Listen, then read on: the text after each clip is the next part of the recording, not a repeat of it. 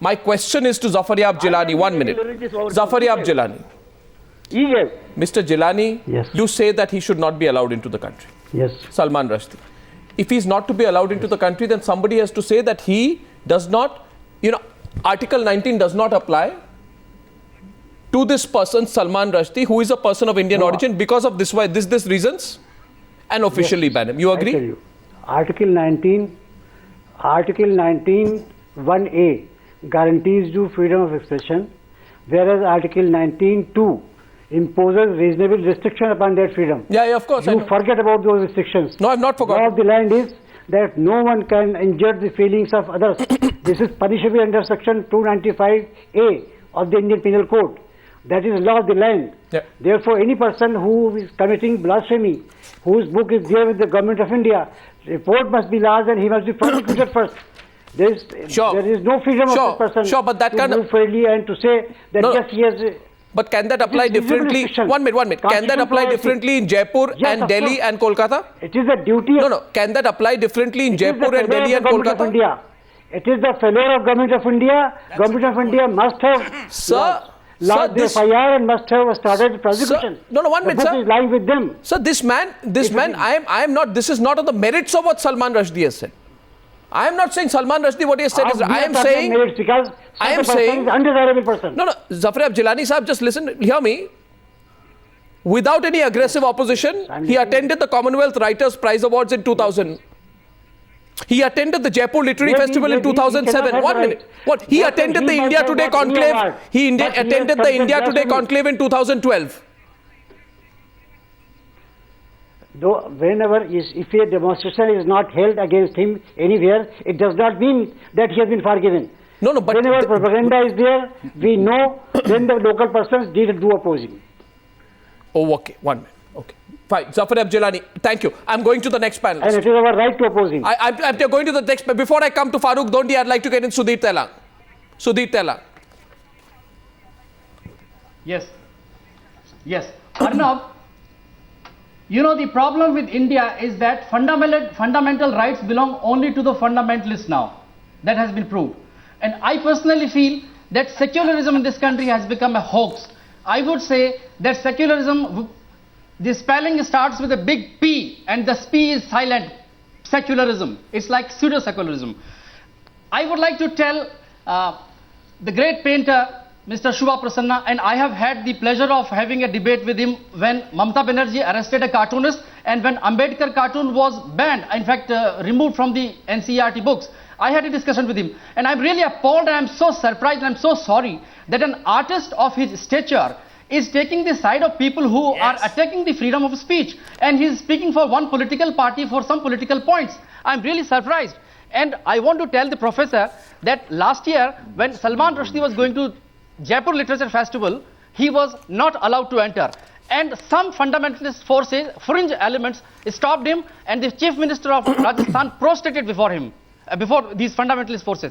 I had said that if Kabir was alive today, and he had written, Kankar Patthar Jod ke Masjid lai chunaye, Taachad Mulla Bang de kya behra hua khudaye, ya Patthar puje hari mile to main puju pahad, taase to chaki bhali jo peace khaye sansar.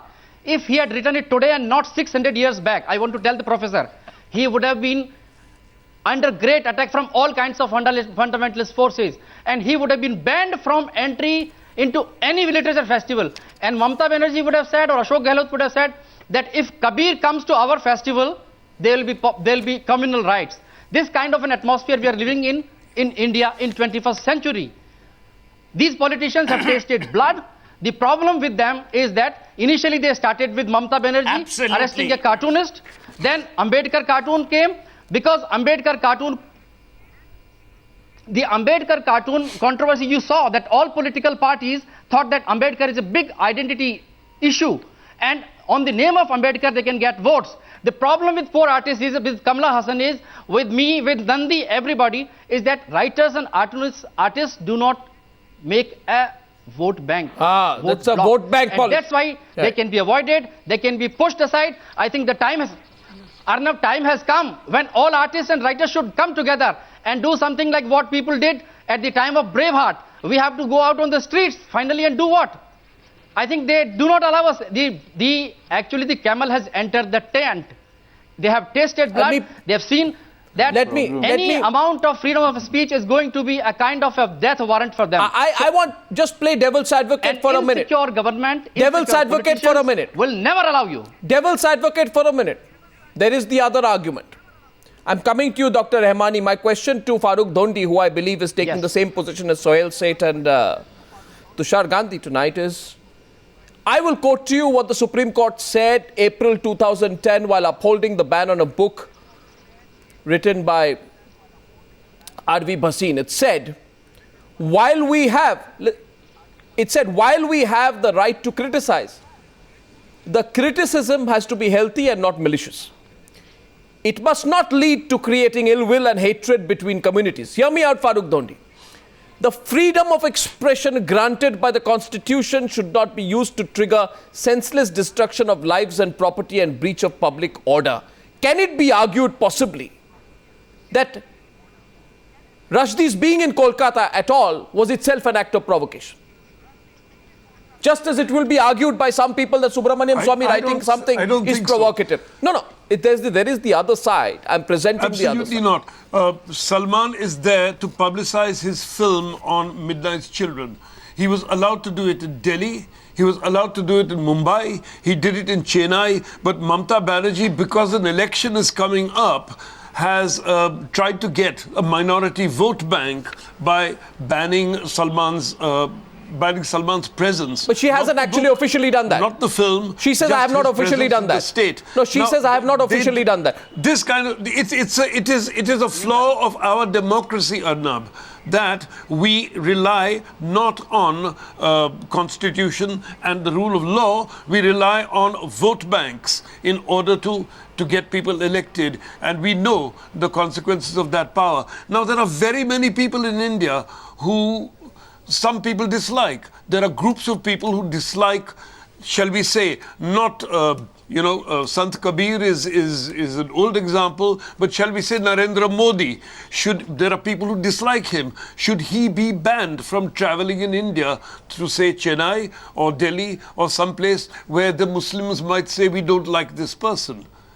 He has a freedom of traveling anywhere. I dare anybody to ban Narendra Modi from traveling in the state because groups of people don't like him. The only thing that one can say about that is that Mamta Banerjee should not have banned Salman Rushdie. She should have gone for the people who would provoke communal riots when he turns up in Calcutta.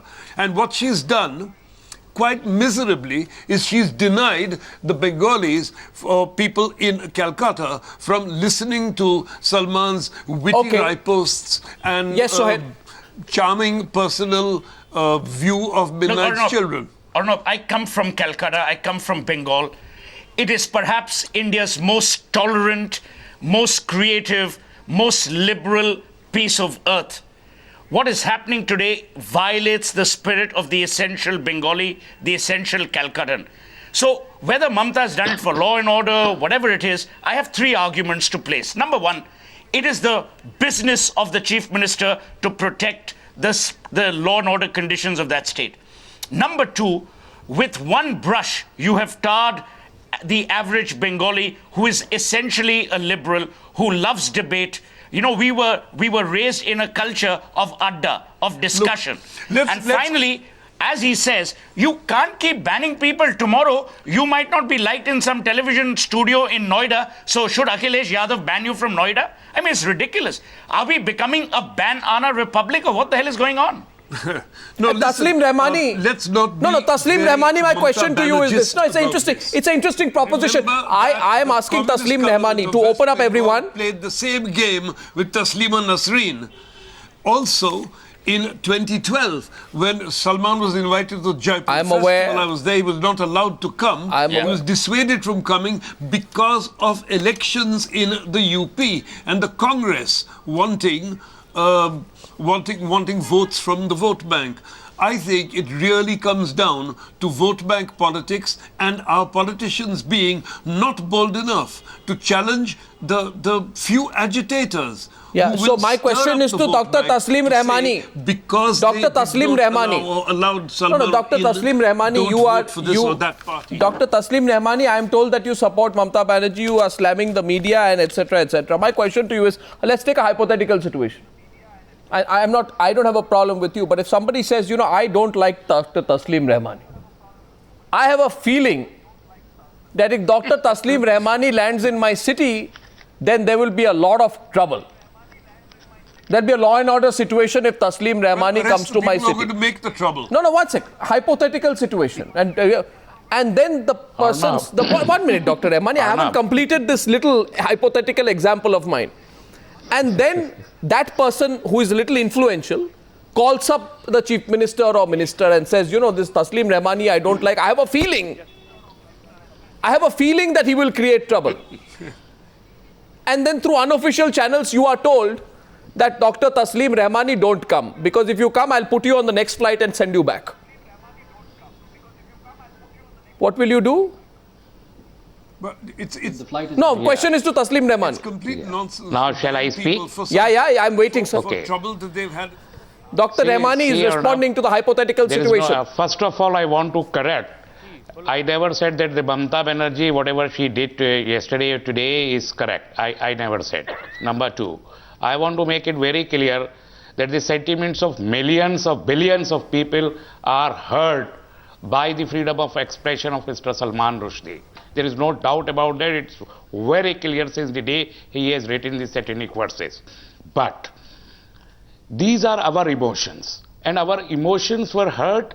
But now those emotions has been compromised by various central governments and the state governments. Now these emotions are being used as a political tool by the political parties. At the suitable time, they ban the entry of people like Salman Rushdie. At some other suitable time, they allow Taslima Nasreen to live in New Delhi. They allow Salman Rushdie to walk over to Delhi, to Rajasthan, and then at some other state, if Mamata Banerjee doesn't like him, So, but he has a PIO.